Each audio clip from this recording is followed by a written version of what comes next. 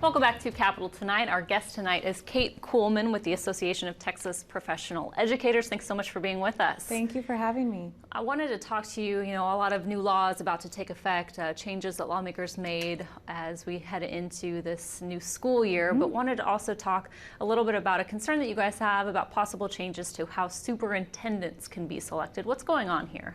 So the State Board for Educator Certification, or SBEC as it's commonly referred to, looked at superintendent certification earlier at the end of last year. Okay. And they convened two stakeholder committees, one that was a stakeholder committee of educators and one that was a stakeholder committee of people in business, stakeholders in the business community.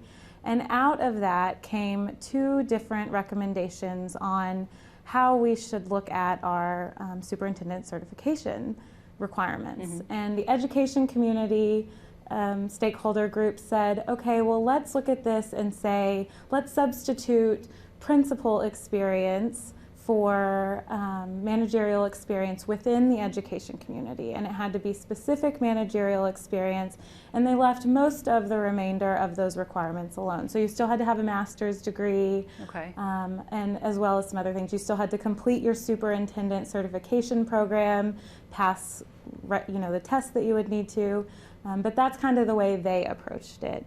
The second group of business leaders said, let's substitute superintendent or principal experience rather for really just anyone that a board of trustees decides is fitting for that role. So in addition, they got rid of the requirement to have a master's degree. You only must have a bachelor's degree. You don't have to have education experience at all. You don't have to be a principal, and the list goes on. And that is concerning to us because part of the requirement that currently exists is that you have your principal certification and that you have experience as a principal. And what comes with that is that you have at least 2 years of experience in the classroom. Right. So what is happening under both of these recommendations is that we're getting rid of the requirement for all superintendents to have teaching experience and being in the classroom, which we think is a crucial crucial part of being a successful principal or superintendent. How, I guess, concerning or kind of what you're saying, but just in terms of, what do you think the big changes would be if that was taken out in terms of a superintendent under those circumstances versus what it is now? Right. And when I talk to our superintendent members, our non-superintendent members, and just superintendents across the state, they are consistently telling us that part of their success as a superintendent has been that experience in the classroom, because on a daily basis, they are making decisions that directly affect the classroom and directly affect the needs of the students in that classroom. So some of our members have talked about some of those decisions that they make, whether it be curriculum and instruction decisions, testing schedules decisions, classroom management, discipline decisions, and the list goes on, including all the way down to the importance of a full belly and managing a proper cafeteria program or a safe bus system, because those things too directly affect how students perform in the classroom.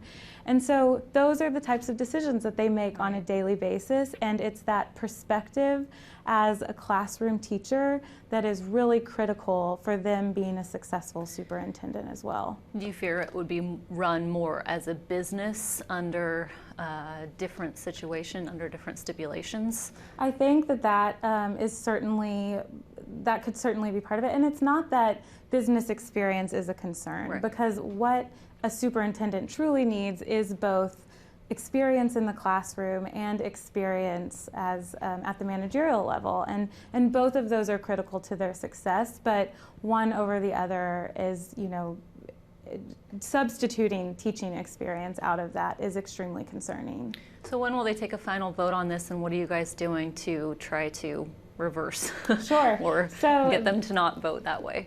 Sure. So I guess it was last Friday, that they, 2 weeks ago rather, that they first took this preliminary vote.